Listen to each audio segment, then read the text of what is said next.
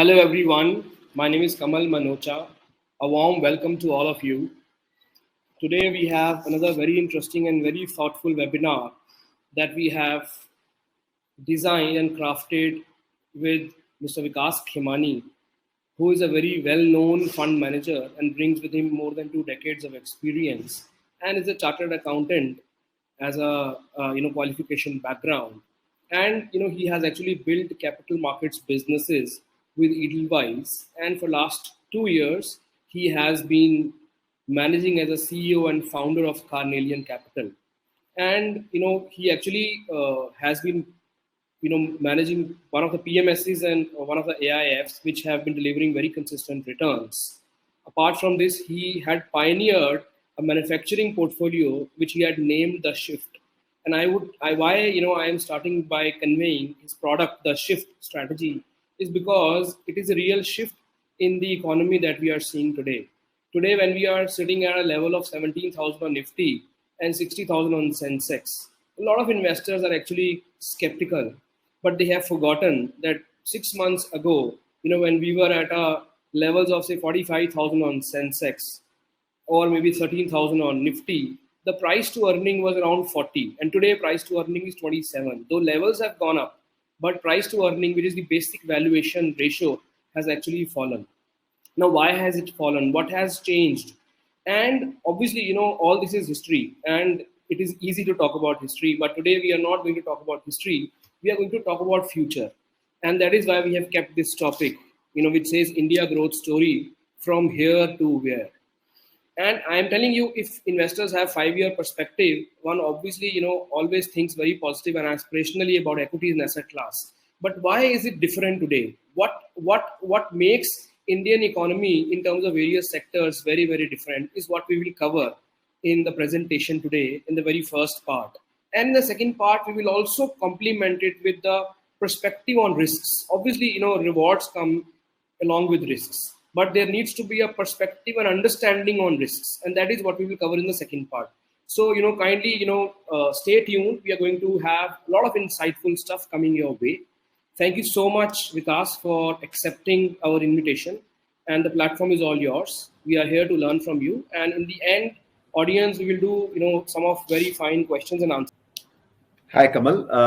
Thank you very much for having me on this platform. Of course, it's one of the most credible platform you have curated, and today's, as you have sort of rightly said, that the subject is also very apt. Most of the investors, are kind of worrying about very simple. Just one, just one sec, please. So most of the investors are right now worried about, we have seen in last 1 year how the markets fundamentals markets have done very well. We, of course, only a year and a half ago, we were in a very significant, painful situation, and markets were, in a very, very sort of deep cut, and we've seen a smart recovery in last 1.5 years. Investors have made money. The mood has completely changed. Now, of course, there was a lot of skepticism around initially in the investing community, and now a lot of people have made money. At the same time, a lot of people are still sitting on the sidelines wondering what to do, because the as you rightly said, that the index levels have gone up significantly. Stocks have become anywhere between 3 to 5x or maybe more. So what has changed? What one should do now? And that is a very, very interesting sort of question everybody's trying to grapple in their mind. And I think today what we will try and do this in this conversation is, build a perspective around what has changed in India. How should one look at it? And the reason why, this perspective building is important, because when you have the right perspective around sort of a 5 year emerging picture, and you can build conviction around that picture, then you can stay put even amid volatility, because markets are going to be volatile. Markets are going always, as the nature of the market, not only now, but it's always been nature of the market that markets will be volatile, right? So that is where it is going to be. So we have seen, despite the skepticism, the market smartly recovering, and so how should we see it? And the way I at least try to tell people is that, see, look at before pandemic, pre-pandemic, for a 5 year period, India, the structural growth foundation of India was being laid. We had series of reforms, TMON, GST, RERA, IBC, one after another, I think, and they created sort of, I call it self-inflicted pain for a long period of every year, which kind of created a dent in the economy. But they were also laying the structural foundation for the growth on which we can build our growth. 2018 ILFS crisis happened, which was obviously an accident, and post that, I think, post elections in May 2019, the economy was in a smart recovery mode. If you remember, December 2019 quarterly earnings was very, very good. I remember distinctly when we launched our fund in May 2019. I mean, next 6 months we did phenomenally well, 8 months we did phenomenally well, but suddenly the pandemic hit and our economy went into tailspin, right? So this 4 or 5 years were, in a way, were not waste. They were kind of getting ready. The foundation stone were sort of being laid. Now, post pandemic, I think two big things happened. I always say this: pandemic was kind of bad for humanity from loss of lives perspective, but economically speaking, pandemic has been a boon for India. And why do I say this? The reason I say this, apart from all other catalysts, two new drivers of the growth for Indian economy which came about, which did not exist in this size and proportion before pandemic. What are these two drivers? Number one, manufacturing. There's a very big shift which has happened in manufacturing, where India's manufacturing GDP, earlier it was considered as a laggard sector or a okay kind of thing. There was nothing great about it. There was no big focus on that. Post pandemic, there's a very big focus which has come about from the government, even from the market side, and we'll talk more about it, but that's a very big shift. And second, another very big shift which has happened is a significant growth driver into IT services. Earlier it was considered the low growth sector, okay sector, defensive sector. This sector has become a very, very high growth sector. And what are the implication of these two sectors? What I'm talking about, two shifts in terms of economic growth, economic impact on India, that we will talk about in detail when we understand the overall India story. So keep in mind that there was a lot of sectors of India, India story was always in place, but two new drivers post pandemic has come. So there are six big trends which we will talk about, which are going to lead India into a very, very different sort of trajectory. Technology. Today we all know that whether you are a small company, big company, large company, global, local, everybody is forced to spend money post pandemic on technology, right? Earlier it was good to do thing, now it is have to do thing. What does this mean? It means that India's IT services, and this is the one sector where the demand is global, and only India has supply in this. Only Indian IT services companies are kind of supplier in this sector across the globe. So demand is global, supply is local, and this sector is going to see significant growth. So our India's IT services export last year was $165 billion. This is expected to grow anywhere between 150 to $200 billion. Most conservative, 250 to $300 billion. You can take any number on a conservative basis, $250 billion, on aggressive basis, $300 billion. Now, this is the kind of acceleration in the demand which we are seeing. Now, of course, this is good for IT sector per se, but what does this mean? What is the second order impact of this on the Indian economy? That is a very important aspect to understand. So this additional $80-90 billion of demand in IT services over next 4 to 5 years has a game-changing impact on Indian economy. Why do I say this? In IT services company, 50 to 60% of their revenue gets spent on salaries. Another 10 to 20% gets spent on the other operating expenses. So if I take half of $80-85 billion, you are going to spend anywhere between $40 to $45 billion on salaries over next 4 or 5 years on an annual basis, right? This is very, very big. To put this number into context, Manrega, we all know, was a big demand booster when it was introduced in 2009, was only $10 billion annually. So you are talking about IT sector alone has a potential to give you 3.5x to 4x of Manrega in terms of salaries into economy. This kind of job creation will happen, and thereby having a multiplier impact on the economy. Second impact of IT sector is that this additional $85 to $90 billion forex revenue we will receive, right? Again, India has been, as we all know, current account deficit country. Historically, our current account deficit has been on an average between 20 to 30 billion dollar. In 2014 13, when India became part of Fragile Five, our current account deficit went to 80 billion dollar. Currently, this quarter we have gone to positive, right? So IT sector alone has a potential to wipe out this current account deficit, and we will talk more about the implication of this. For now, just park on that. But IT sector has a huge impact on, job creation, and thereby a multiplier effect on the demand. And we are seeing how companies are growing significantly in terms of the order book. Every IT companies are, kind of middle of the lockdown, middle of the travel restrictions, are winning orders, multi-year contracts. Earlier the ticket size used to be $300 million, $500 million. Now companies are winning $2 billion, $5 billion. So suddenly there's a huge rush which is happening for capacity of supply, and this is what is here to stay over next 4 to 5 years. Second big factor we talked about was manufacturing. Again, our manufacturing, we all know that government has announced significant plans in terms of boosting our local manufacturing under Atmanirbhar Bharat program. There's a huge incentive on the PLIs have been announced across various sectors. Government has identified 12 sectors under PMP, phased manufacturing plan, where they want to see next 5 years imports to be zero. Means they are wants to have local manufacturing in APIs, in components, in electronics equipments, a lot of other sectors government has identified, and impact of that would be very, very significant in terms of job creation, and I'll come to it in a minute. Secondly, more importantly, everywhere post pandemic, every company globally who used to outsource from China their manufacturing, we know that China is a manufacturing giant, so they are now looking to diversify away their supply chain to elsewhere. India will become a very big part of beneficiary of that, because many sectors where India has a huge capability, especially in engineering services, in APIs, chemicals, auto components, and many more, where India has a huge capability, will stands to benefit a lot, and that's what is driving again more and more demand for those products into India from Indian manufacturers, and this is what is going to be very important.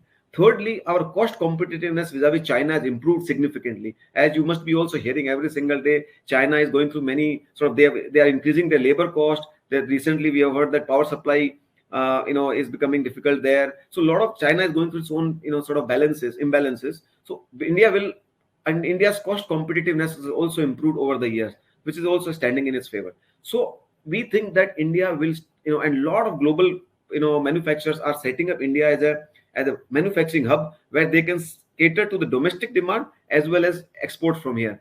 Players like Samsung, Apple, they are setting up global scale capacity here. So the point I'm trying to tell you is that this manufacturing change, which was not there before, is coming about in a big way. Our manufacturing GDP is only 16% of total GDP, roughly about $450 billion. This number is set to change to about $1 trillion. Government is saying 25% of the GDP, which means $1.25 trillion. I am saying even if you take 20% of the total GDP, you are going to have $1 trillion GDP coming from manufacturing over next 5 years, which is, by the way, very, very aggressive change and growth. But important thing to understand again, you will understand that manufacturing, you can invest into those sectors, but what is the implication, second order impact of those onto the economy, and that is very important. So $450 billion of GDP going to $1 trillion. So almost doubling our GDP. Now, what does this mean? In IT services, you have 50 to 60% of your revenue getting spent on salaries. In case of manufacturing, it is only 10% approximately. So you are talking about 10% of $500 billion, meaning $50 billion. So over next 5 years, $50 billion of additional amount will be spent on salaries. Again, this will be anywhere between 4 to 5 times of Manrega. So think about it, IT and manufacturing put together will have 8 to 10 times of Manrega spent as an income into this economy. What kind of impact it could have on the demand is, I leave it to your imagination. I mean, it's huge. And these are the two trends. The reason why I spent first time on these two trends, because they are unlikely to change. There is very little risk to these trends, because these are the trends which are structural in nature, are going to last over next 5 to 7 years. And can companies not spend money on IT services? I don't think so. We are in a situation, right? Can government of India afford to now take risk of not supporting manufacturing after facing this? I don't think so. So according to me, there is very little risk to these two trends for not to play out. They might be slower than expected, but I don't think there is any U-turn which is possible. So manufacturing is again a very very big game changing as far as job creation is concerned. And as they say in manufacturing, for every formal job, one formal job, there are three informal jobs which gets created, and in ancillary services. Another impact of manufacturing is that in IT services you don't need much capex, but in manufacturing you need a lot of capex. So even if I take fixed asset to turnover ratio of 2:1, you will see anywhere between 30 to 50 billion dollar of annual capex required. And we are all seeing, if you ask me, from the news we read, a lot of capex has been announced across the board by all business houses. I am seeing after a 10-year period, capexes are being announced by Birlas, Tatas, Jindals. I mean, every house. I don't know any business house which is a decent balance sheet not announcing or not expanding their capacity. Our capacity utilizations are very very high, so we are in a expansionary cycle. Now when the capex happens, it has again a multiplier impact on the capex, right? Because it again needs the demand of the equipment, demands of the steel, demand of land, demand of buildings, everything, right? So this is also very very multiplier impact. So manufacturing sector, like it said that, has a very very big amplifying impact on the economy. And this is what I want all of you to keep in mind. So IT, manufacturing.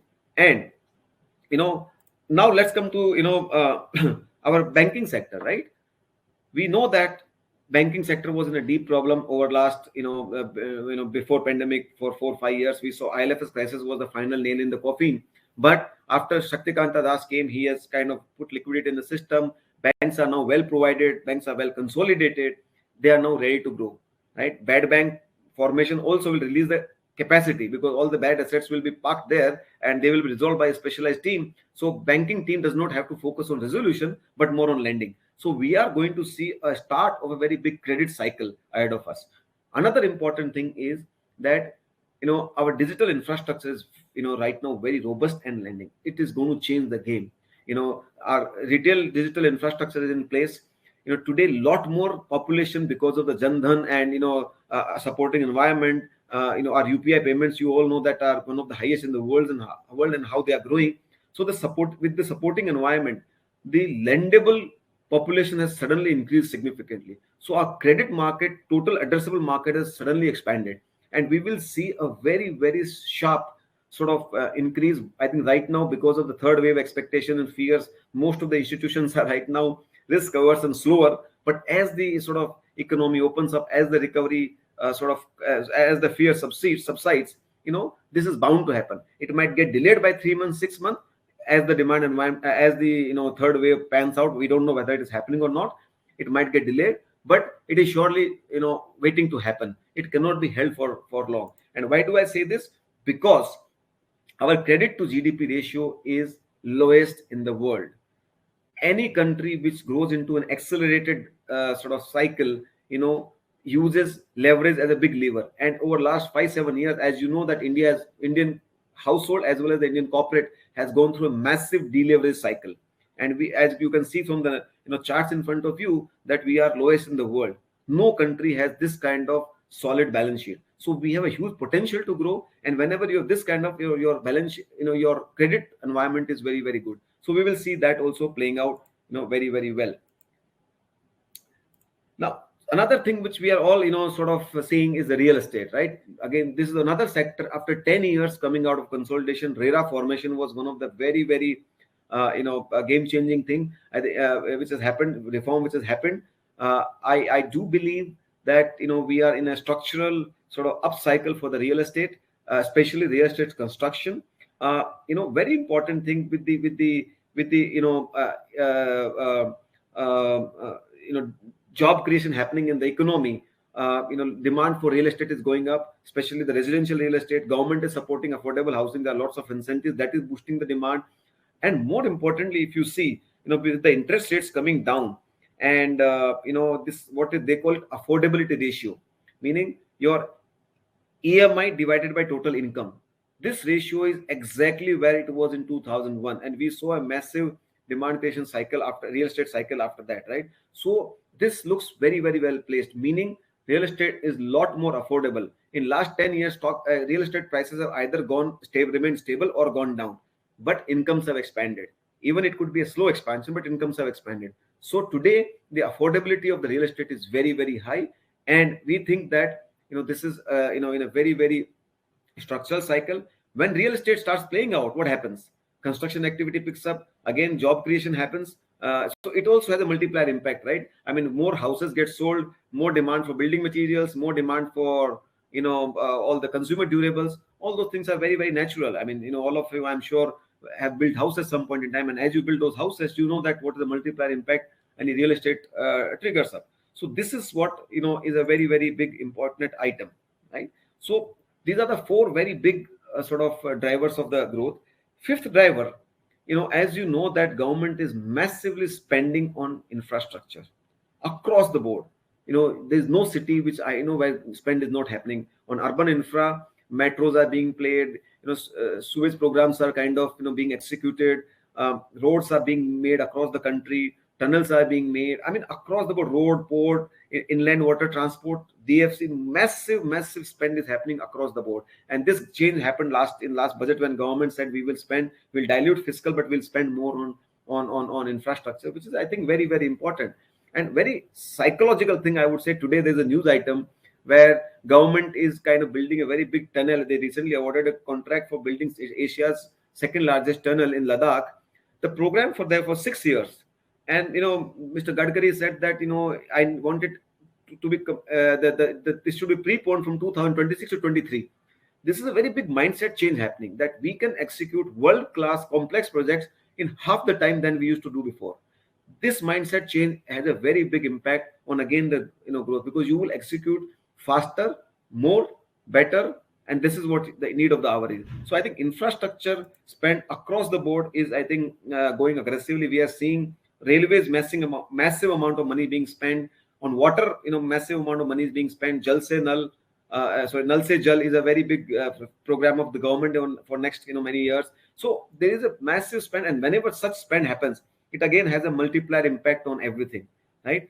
I'm just trying to give you perspective, not only with respect to that sector, but what is the multiplier impact of that particular sector or trend into the economy. Once you understand that, then you will be able to comprehend that how much impact it can have across the board.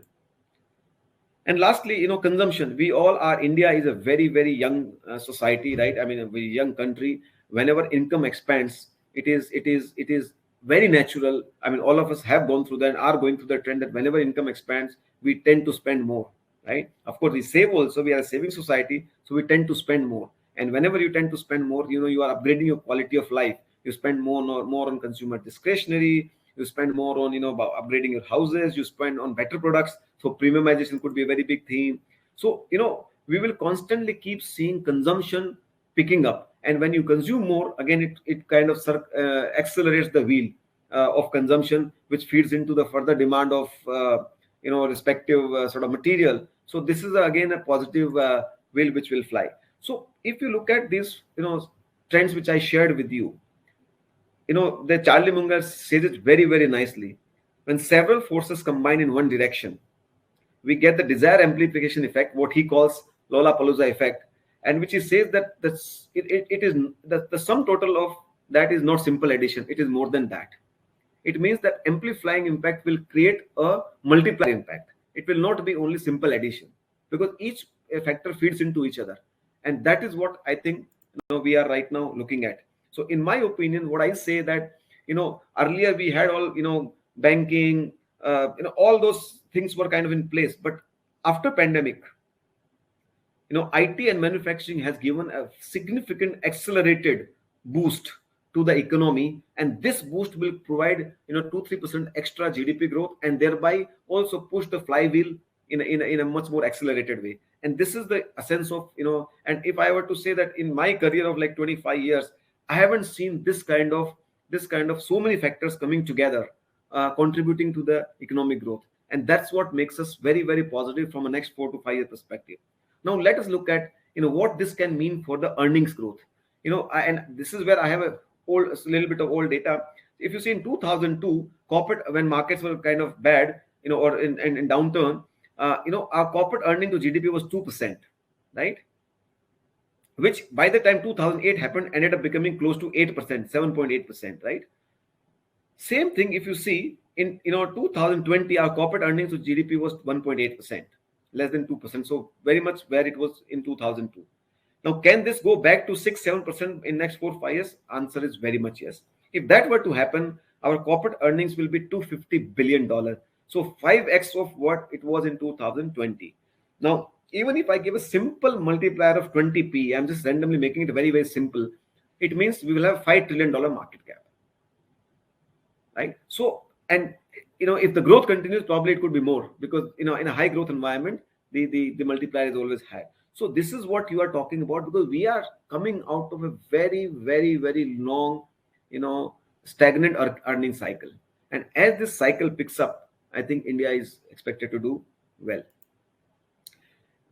This is again very much similar to 2002 to 6 period, when we saw, that time also, excess liquidity was there in the system, low interest rates were there, moderate inflation around 5.5%, bottoming out of NPA, commodity prices improving, capacity utilization was very high, corporate started re-leveraging, current account surplus, we got a brief period of current account surplus then. We are seeing the similar trend now in 2021, excess liquidity, low interest rates, moderate to high inflation, bottoming of NPA cycle, strong commodity prices, significant improvement in capacity utilization, and early green shoots of capex, and our current account becoming surplus. So if you see, there are a lot of similarities into that period, from that period to now. But for the fact that this cycle also has a huge manufacturing boost, which was not there at that point in time. IT was going reasonably all right, but not to this proportion as it is growing now, and not to this base as it is now. So these two things are very, very big in my opinion. And in that period, if you see, BSE went on to go to 7x, capital goods sector became 20x, small caps became 15x, metals 13x, mid cap 11x. So I'm saying you saw stocks, sectoral indices doing very, very well. Even index did very well, right? So we can see pretty much repeat of the same and more in this cycle, because this cycle seems to me a lot more robust than what it was in the previous cycle, right? This very big change, according to me, like I was referring to our current account surplus. India has always been our current account deficit country, and our vulnerabilities always have come from whenever there's a shock to external account. Like I was saying, in 2013, when we became part of Fragile 5, our current account deficit became $80 billion. Before pandemic, it was on an average about $20 to $30 billion. Now, with $80 billion coming from IT services over the next 4 or 5 years, and I would say similar or more amount either being saved from import substitution or additional export, we will get similar or more amount from manufacturing side. So if you put together both, India will become massively current account surplus country. Now, this has a huge implication. Why? Because this gives us 2-3 levers. We don't depend on external liquidity to manage our economy. It's a very, very simple. And that's the reason I say this is a very unnoticed trend which people are, in my opinion, missing. If your current country becomes current account surplus, it has a huge impact. It gives you lever to manage your own interest rates. It gives you lever to manage your own liquidity. And one of the biggest worry which these days we have about Fed withdrawals and liquidity tightening, if you don't need money from external account, the Fed tightening or liquidity squeeze will not have as much impact on you. The reason it had huge impact in 2013, because we had current account deficit. So we needed money to sustain our economy. Today, we don't need money to sustain our economy. And that's a very, very big difference from then to now. Hence, if we don't need money, the impact of that would be lower. And this part has to be understood, because these days a lot of talks happen about, what happens if the Fed starts tightening. And I'm not saying it will have no impact, but it will definitely be far, far, far more insulated than what it is, what it would have been otherwise. So, and if you understand from an example of few more countries, so, like 4 countries have gone through this cycle of current account surplus: Korea, Japan, Thailand, China. All of them, when they went from current accounts deficit to surplus, had a massive, sort of economic expansion cycle in that period, and thereby creation of sort of massive wealth. So I too believe that, in next 4 or 5 years, India will create massive wealth. our GDP will go to maybe $5 trillion. Our market cap can be anywhere between, 5 to 7 trillion dollar. So per capita income will grow. So we will see a massive sort of wealth creation cycle ahead of us. And if you keep this perspective in mind, many times these worries of intermittent volatility kind of gets parked, gets resided, because I don't know anybody who can time market. I don't know anybody who can predict market, including myself. We all can see possible trends, and if we know the possible trends in a sort of, and those are easily, in my opinion, kind of foreseeable, predictable, or at least sort of you can kind of give a high probability outcome on that. But can market go down tomorrow 10%? Nobody knows. So if we keep this perspective in mind, from a 3 to 5 year perspective, that these are the kind of supporting factor for Indian economy, and these factors are irreversible. These factors are very low risk to these factors. I mean, you never say nothing can happen. So low risk to these factors. If you have low risk to these factors, it is going to pan out in the Indian economy and thereby going to create wealth in the market. And this perspective is very, very important. I thought it'll be important to build. So this is where I think the whole sort of thing is. What are the risks? Obvious question is that you can't say that there are no risks. So you will always have risks. So we should keep in mind, and we will talk more about how to handle risk. But right now, I think there could be COVID third wave risk. There are some countries which are going through the cases, a spike in the cases. So that can happen. Political risk is always there. Inflation risk is there. Rupee can significantly appreciate. That risk can have impact on some of the things we talked about. Geopolitical risk. I think world is right now in the middle of a cold war between China and US. There could be some implications of those things, in our sort of this journey. And of course, they will be there. There will be volatility, which will be there because of many factors which are put in here. There are travel restrictions. COVID, according to me, is not likely to go away. Probably it will be here still few more years. So we'll have to watch. And another very, very Six Sigma risk, if you ask me, we are in an era of very different kind of warfares. So I feel that cyber attacks, biological warfares, these are the kind of sort of black swan which will come into the market. Whether they will come or not, I don't know. But these are potential sort of black swan. One has to always you can never prepare for them, but they can always happen. So that is these are the kind of risks we think that will always be there and are there. So this is what sort of my thought on markets and India story. So Kamal, I'm there. So this I'm done with that. And should we talk on the risk now only, or how do you want me to do? Absolutely. So there are a couple of questions which are quite meaningful. If you want to cover them before talking risk, we can cover those also, because they pertain to the first part that you have just covered. Sure. Right. So I'll just read out. So first of all, there is a very interesting question from someone who is trying to say that though there have been a lot of developments done in terms of reforms, but how do we say that we as a country, we as an economy are innovating? Are there any innovative measures that we have taken? What is the perspective that you as a fund manager see on the innovation front from India's perspective? Very, very good question. And see, again, innovation always happens in a conducive environment. See, it is wrong to believe that Indian mindset is not innovative, right? Indians have innovated everywhere in the world. What is happening or heartening to say that is beginning to change in India. Today, Indians, could find out vaccines, right? At the fastest pace in many of the companies. It is part of the innovative mindset, right? I mean, where does this come? Today, Indian chemistry skills, the reason why India is benefiting a lot into specialty chemicals, APIs, and pharmaceuticals is because of our chemistry skills. Our engineering skills are very, very good. We are beginning to put up all the electronic components, sort of plant in India, right? So earlier we did not have a supportive environment. Now with the supportive environment, our innovative things are getting pace. In the example I gave you, the big mindset change which is happening, that earlier you could even in your plan think of executing a tunnel for 6 years. Now government leaders are changing, or the environment is changing, saying, why can't we do in 3 years? And this to me is a big change in mindset. Today, the kind of unicorns which have come about, they could have happened 6 years ago also, right? But it did not happen. So right now, this big change in the mindset of the Indian population, Indian politics, and the entire ecosystem environment is changing. And this mindset is giving me so much comfort that India is leapfrogging. And this leapfrogging is not going to be, 1 or 2 year phenomena. Once, the Indian youth is unleashed, it will find its own sort of opportunity. And I have no doubt in my mind about Indians' capability. And today, fortunately, capital is available for taking risk on people, on ideas.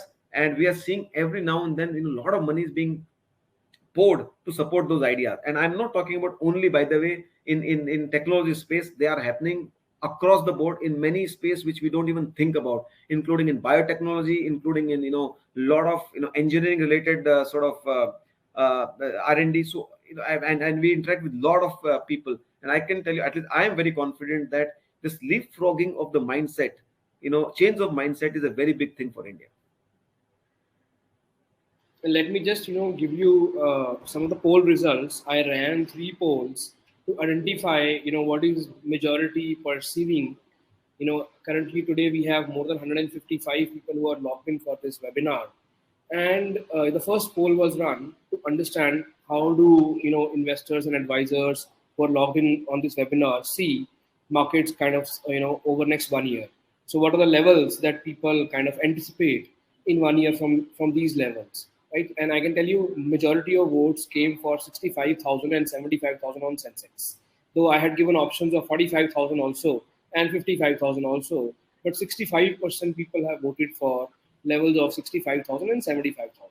Second vote, which I actually mentioned, which is currently on, which is very interesting, which says that are we again in a historical bullish era like 2003 and 8? This is exactly, I think the topic that we are trying to understand and discuss today.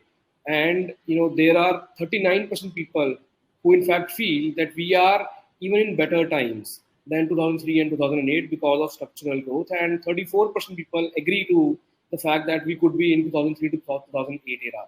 Obviously, growth is showing up, and that is why valuations have come down. But one of the investors have asked a very pertinent question. They say that though we are trying to compare ourselves to 2003 and 2008 era, but one should remember that the valuation of market in 2008 had peaked around 28, 29 P. From there, it had corrected and P had fallen to lows of 8, 9. And today, we are saying that we have started that kind of a bull run, though the price to earning currently is already at 27, 28. Obviously, one needs to understand this in the context of change in interest rates. But I would like to understand from you, Vikas, what is your answer to this? So absolutely, and this is the worry everybody seems to be having. And according to me, P valuation is one way of looking at it, but P valuation will always look high when the earnings are compressed, right, or suppressed for whatever reason, right? So if you take 21 earning, it always will look very high, right? So same thing, by the way, in 2008, yes, the P went to 28 times, but that 28 times, mind you, please note that was on a high base of earning growth. Today, what you're talking on a low base of earning growth. So if, let us say, you were to go back and, I remember, that time, I just started building the broking business in Edelweiss in 2002-3 period. And, in early part, if I were to tell you in 2004, most people felt that stocks have become expensive. What traded in 2003 at single digit P ended up becoming high double digit, or maybe 25, 6 times kind of P, right? So if you were to put yourself in 2004-5, go back and see, you will always find, because earning was picking up, and as the earnings started coming up, everything started looking sort of with hindsight very different. So and also as compared to then, interest rates was very different, right? Today, so P valuation or any valuation is relative, right, in the context of especially interest rates. So we all understand, in case of fixed income, what impact it has on valuation. But to give you an idea, a 2% drop in the interest rates, okay, improves the valuation, everything else remaining same, improves the valuation of equity by 35% to 40%. So this is the kind of sort of, so if earlier 20p was right, you can, with a low interest rate, 27 to 28p is also right. I'm just trying to give you a context.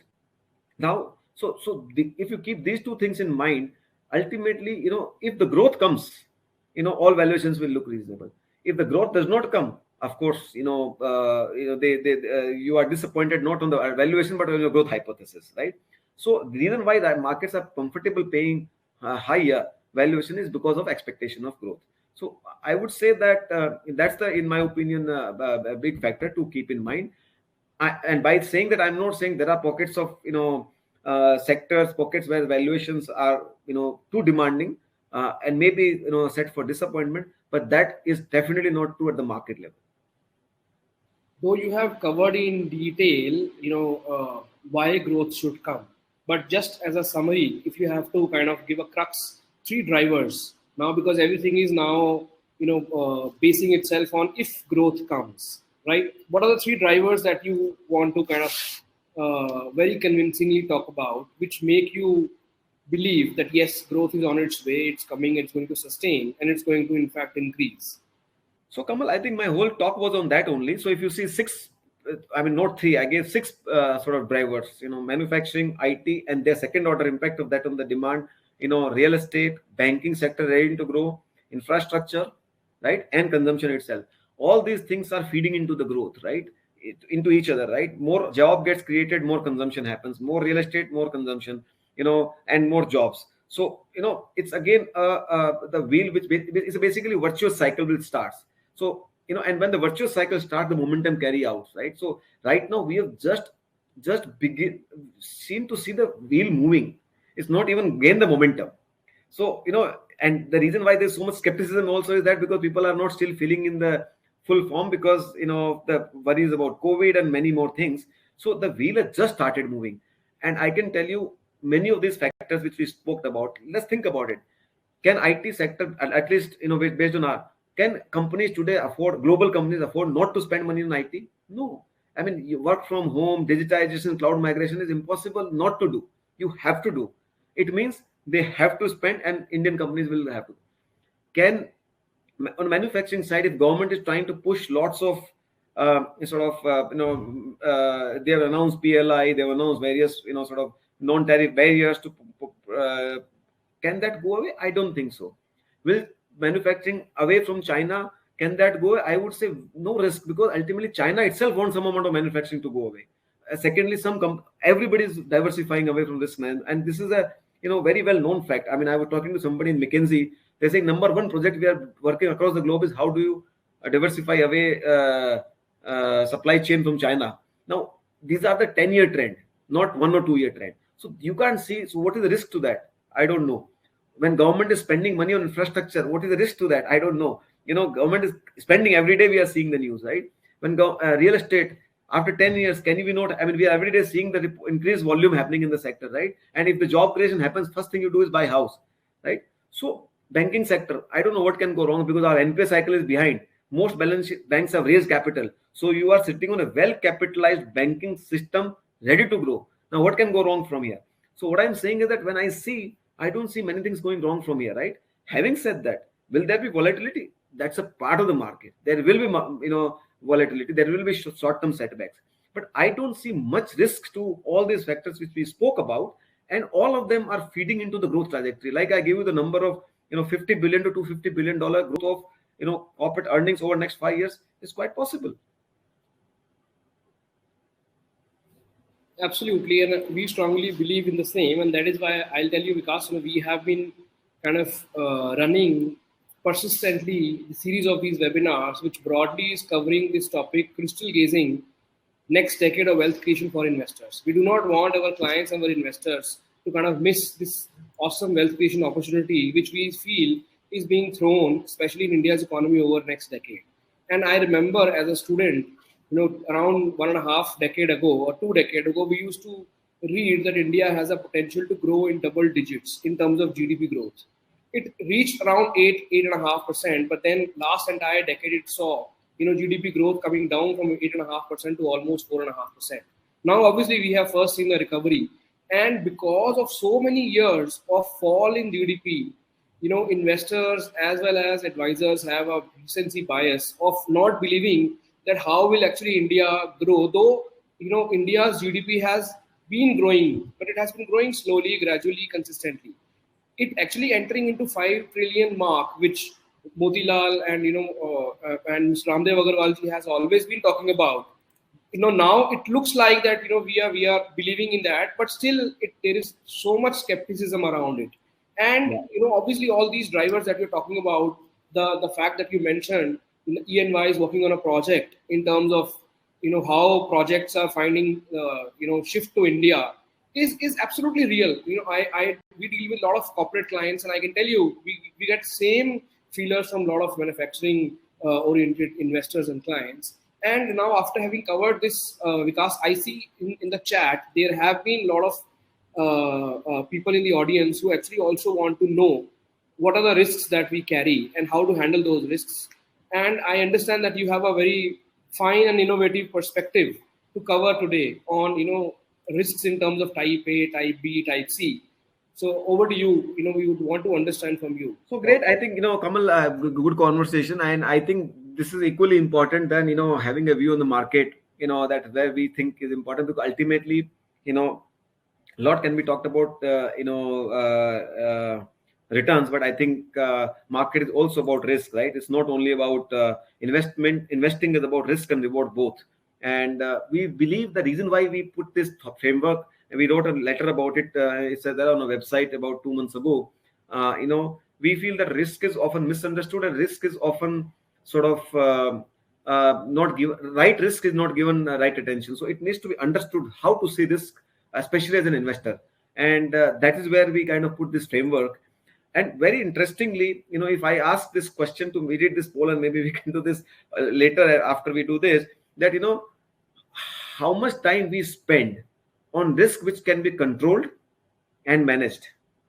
Theoretically speaking, if you ask me, people will say we should spend time, most of the time, on risk which can be controlled and managed, right? But in reality, people spend least time on things which can be managed and controlled. People actually spend more time on risk which can't be controlled and managed. And I'll give you this through our framework. So we have a basically 3 point framework. There are 3 kinds of risk: type A risk, type B risk, and type C risk. As you can see, type A risk is the risk of permanent loss of capital, meaning you lose between 70 to 100% of your capital, right? This risk comes only from 2 sources: either you invested into business which is prone to disruption or got disrupted, and secondly, you invested with the poor quality of the management, which obviously reflects into poor quality of earnings and poor quality of balance sheets, right? So poor quality of management and business disruption risk. These are the 2 risks, right? This risk is highly controllable. You can manage this risk through your knowledge, through your hard work, through your research. Don't invest into money into companies, managements which have poor governance. Don't invest money into businesses that are prone to risk, right? Prone to disruption. You can very well manage this risk. Second type of the risk is volatility risk, meaning, after you invested, stock price goes down but eventually recovers. And this risk comes from many factors, like macro factors, political, geopolitical. It could be because of monetary policies, it could be any temporary dislocation, some supply chain disruption, or anything. It could come from any unpredictable sources. This can never be planned, predicted. It's like this: I was saying, December 19 earning recovery happened, and if somebody heard me in December 19, I was very bullish on India, right? That India things are back, but then pandemic hit, right? So this risk can come from any time, from any source, and you can never manage this risk. Third risk, what we believe, is opportunity loss risk, right? Means you should have invested into asset class A or stock A, but you invested into asset class B or stock B, thereby settling for suboptimal returns. This again, comes from 2 sources: our long held biases, and secondly, lack of knowledge. This risk is also highly controllable, highly manageable through your work, research, and lots of psychological work. So we believe that type A and type C risks are the ones which are highly controllable, highly manageable. Type B risk, which is a volatility risk, is highly unpredictable, highly uncontrollable. But funnily enough, people spend most of their time on type B risk, not type A and type C risk. So, we always tell people, please, if you spend time on your type A and type C risk and you have a long time horizon, you don't need to worry about type B risk, because it's futile to spend time on type B risk. And we have some very, very interesting sort of thought process that how do you avoid type A risk, right? 2 things which I spoke about. it has created huge amount of disruption and wealth destruction. Like I'll give some data. You will be surprised to know that because of type A risk, over last 20 years, 32 lakh crores of wealth has been destroyed by 570 companies, which is almost twice 2x of the entire equity mutual fund equity AUM, by the way. Almost twice the market cap of Reliance. It takes 40 years to for a Reliance kind of company, which is the largest company, to get created. But see, twice of that has been destroyed in the last 20 years by the companies, or whether the type A risk, either companies with the inferior quality of the management or companies whose business model got disrupted, right? Almost 12% of current India's market cap. So, it's very important to know 1 out of every 12 companies. So if you're running a 12 company portfolio, if your one company gets, loses the entire value, you can see impact on the portfolio returns, right? So this is a very, very, very big risk. When we see this number, it becomes very stark to us that how much money can be lost only because of this risk. And it is very tempting many times to kind of bet on companies from a short-term perspective and all. But we have all seen that how those kind of companies end up creating a permanent dent in our portfolio. And I'm sure most of us have had such experiences where companies have kind of disappeared, their value have become zero from where they were. I mean, it happens in every cycle. I mean, in 2000, at last tech boom, remember there was a company called VisualSoft, which used to be trading at like some 7,000-8,000 rupees, and today it's not even, listed. Many such companies. I mean, in 2007 cycle, we saw that how many real estate companies, infra companies don't even, we don't even see them, and they were like darlings on those times, right? So and I'm sure that will be true in this cycle also. So as long as you are disciplined and focused and working, in a very, very detailed manner on this type A risk, you will come out very, very well. Type B risk, like I said, it comes from many factors.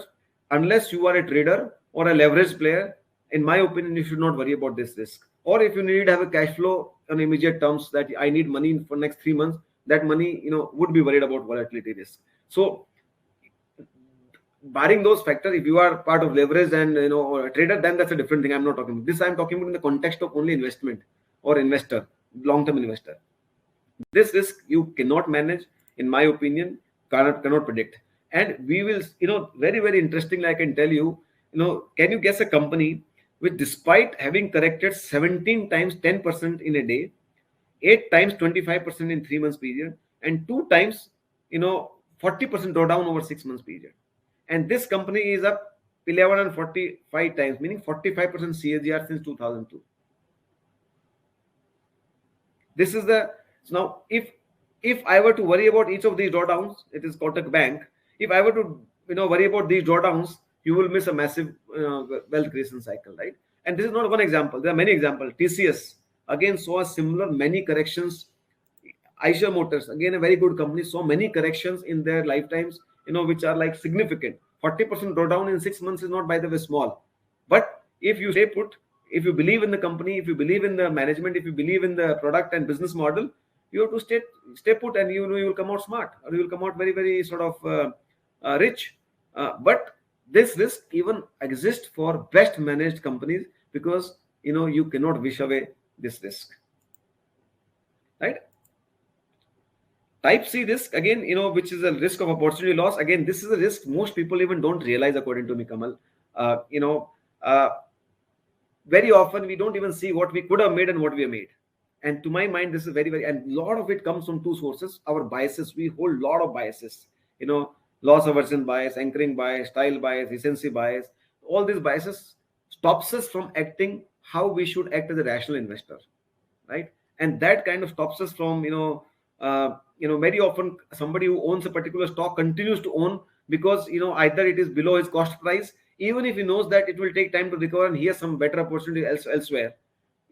It's a big endowment bias I have seen people playing, or ability to book a loss and move on, say I have gone wrong, but unless it comes to my cost price, which is a very, very mental comfort, you will not sell that mera price se niche hai. This bias has no meaning. If you've gone wrong, just because you bought it 100 rupees and it has come to 80 rupees, does not mean that 100 was right and 80 is wrong. It's just that, if you think your hypothesis has changed or you made a mistake, move on. But very often people find it very, very hard to move on this. Anchoring bias. Once you've seen a stock at 100 rupees, even at 150, it makes a lot of sense to buy. A lot of money is to be made. Still, people will not buy because you've seen at 100 rupees. If you've seen at 10p, you can't buy at 15p. Now, that 10p is no meaning because you can't buy that at p. It's gone. So, this anchoring bias hurts us all the time. And I have seen many smart investors also missing this support because of this missing opportunities. Many people have this style bias that I will only buy low PE stocks. And just because it is in low PE is, and I'm not saying high PE is good, low PE is good, but there's this, in my opinion, no one's, sort of fixed concept work in India, in markets. Today, how do you value Zomato, which is a completely different concept than so I think you have to constantly evolve. You can't get stuck to a particular sort of way of looking on market, because markets are always about evolving, looking at where the sort of ball is going to be. And recency bias, like you referred recently, that we all believe what has happened recently will happen again. So that's the reason most of the investors put money when markets have done well and don't put money when markets have done badly. And that clearly shows in our SIP flows also, right? Ideally, last year the SIP flow should have been the most, but we have seen how last month the highest SIP flow came, right? So you work like with the recency bias, and that impacts our creates a type C risk according to us.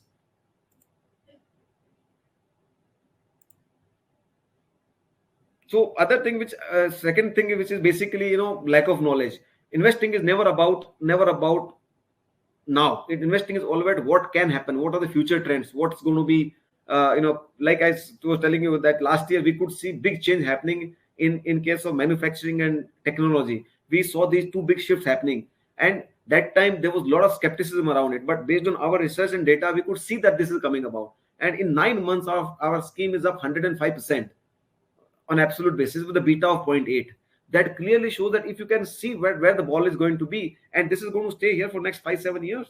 So according to me, investing is constantly about figuring out where the trends are, where the future ball is going to be, and that requires huge amount of knowledge, reading, connecting dot. You cannot only operate out of your old database of knowledge. According to us, constantly you have to adapt, and that adaptation requires and I'm telling you, most accomplished investors also fall prey to that, right? My favorite example is that look, Warren Buffett kind of accomplished investors did not invest into technology for 20 years, and after 20 years he invested into Apple, and this despite Bill Gates being his friend, right? So my point is that everybody suffers from that, right? That I will only be, so it's not that. So constantly we have to look for what is evolving. If today, historically, we all have been convinced that in India manufacturing cannot work. If you remain in that bias, if you remain in that sort of misconception, you will miss the whole opportunity over the next 10 years.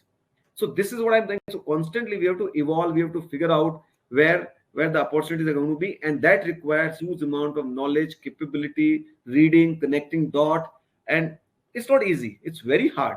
But if you want to avoid type C risk, which is make superior return, then you have to sort of fight these biases. You have to upgrade your knowledge.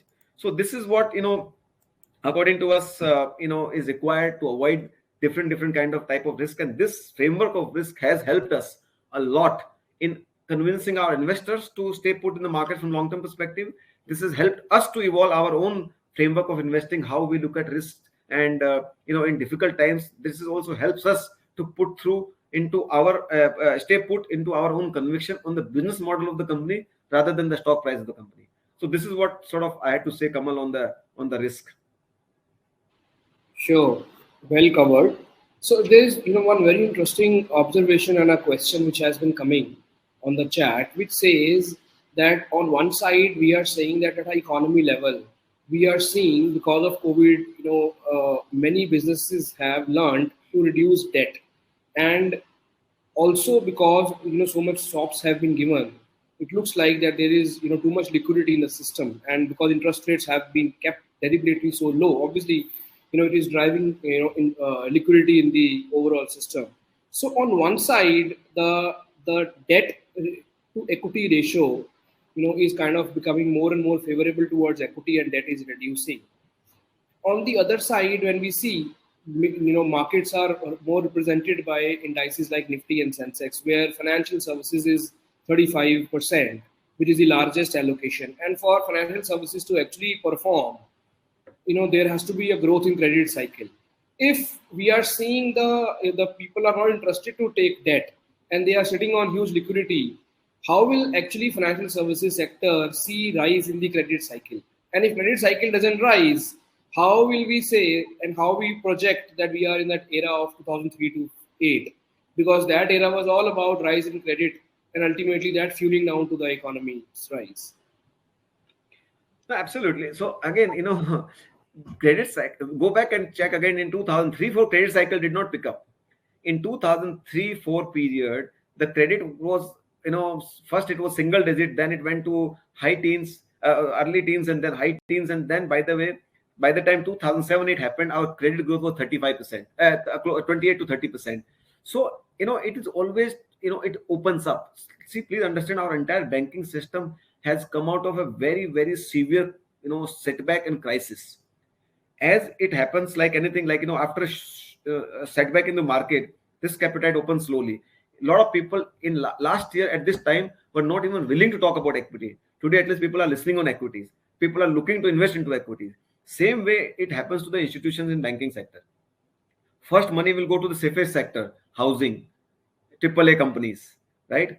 And then it will go to the sort of one level down and third level down. Same way, once people first invest into large cap, then they go to mid cap, right? So this is how the whole cycle begins. Today, we are already beginning to see, by the way, all high quality corporates are able to borrow even at 6.5-7%.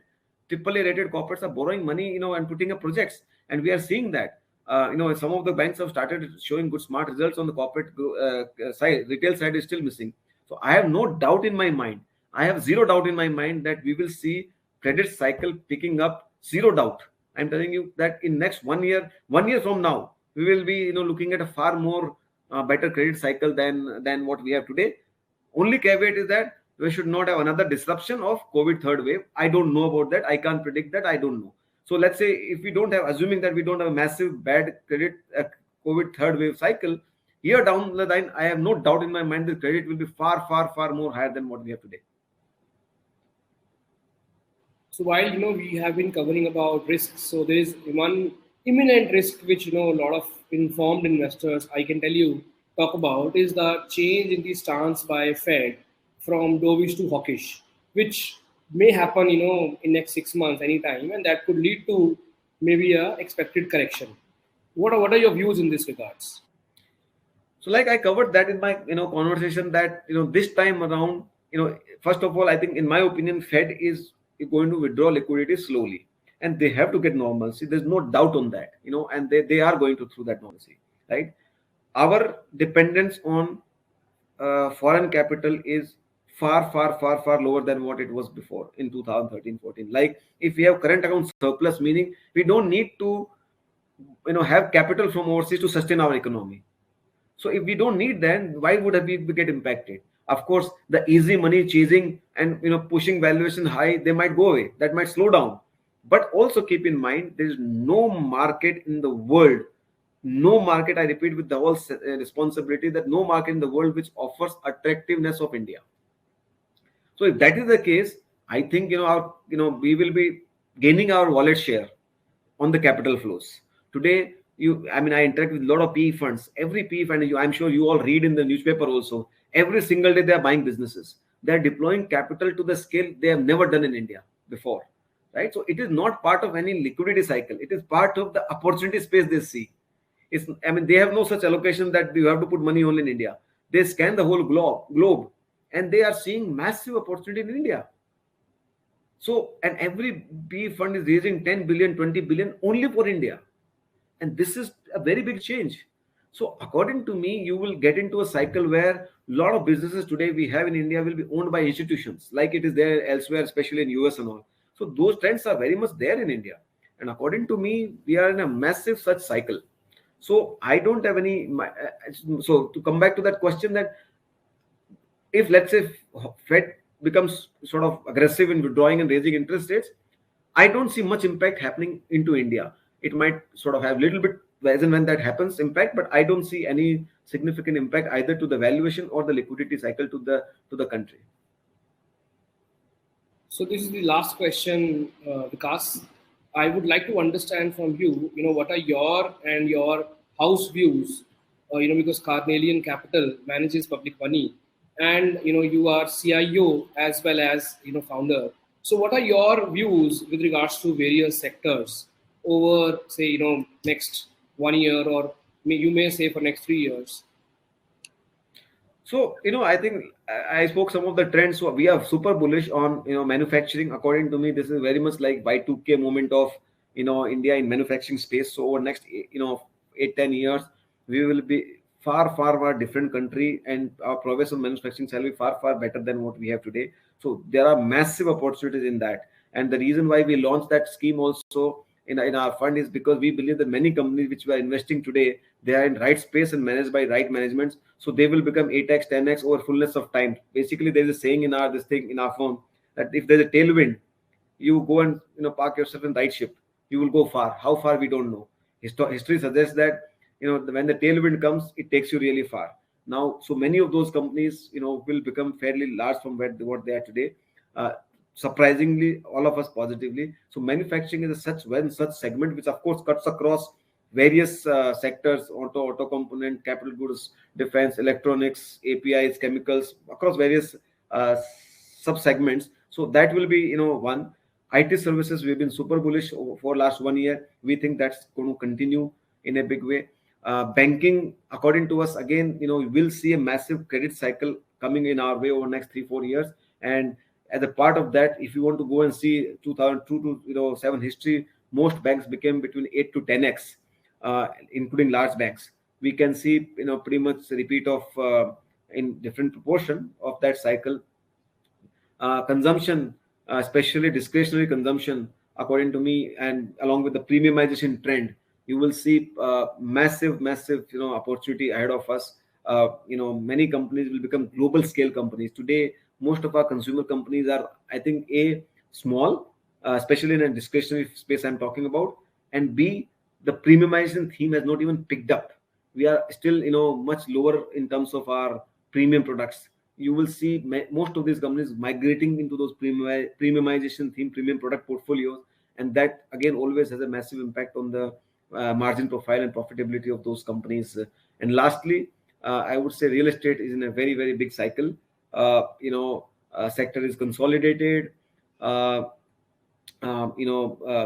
houses will be needed. Larger houses will be needed. Affordability is very high. Developers who are good balance sheet, good quality, will do very well. So we are focused in some of these 4-5 themes I spoke about. Of course, you have to do detailed deep dive in the sort of with the companies and management. And there are again many sub segments which will kind of come about, logistics, and many sub segments are there which are associated, affiliated. So, and if you hear the undertone of what I'm saying, it is pretty much I'm bullish on India, right? If you ask me what sector I'm not bullish on, I won't be able to tell you. And that clearly tells me that there is a positive impact of it touching in larger or smaller proportion to every sector. No, absolutely. And as I said in the beginning, the stock picking that Carnelian has been doing over the last 2 years, which I have been seeing in various portfolios, has been actually very fine and quite unique and different. And that stems from your belief in India, despite whatever bad good times we have seen, and that obviously will yield over a longer period of time. And we need to have a perspective, and that is exactly what we have covered today, and we keep on covering every week. Because as I said, we are running a long-term, series of webinars in terms of educating our clients in crystal gazing this decade of wealth creation for investors. And thank you everyone for joining us today. And thank you, Vikas, for sparing your time, and all the best to you. Thank you, everyone. Thank you, Kamal, for having me, and it was a good discussion.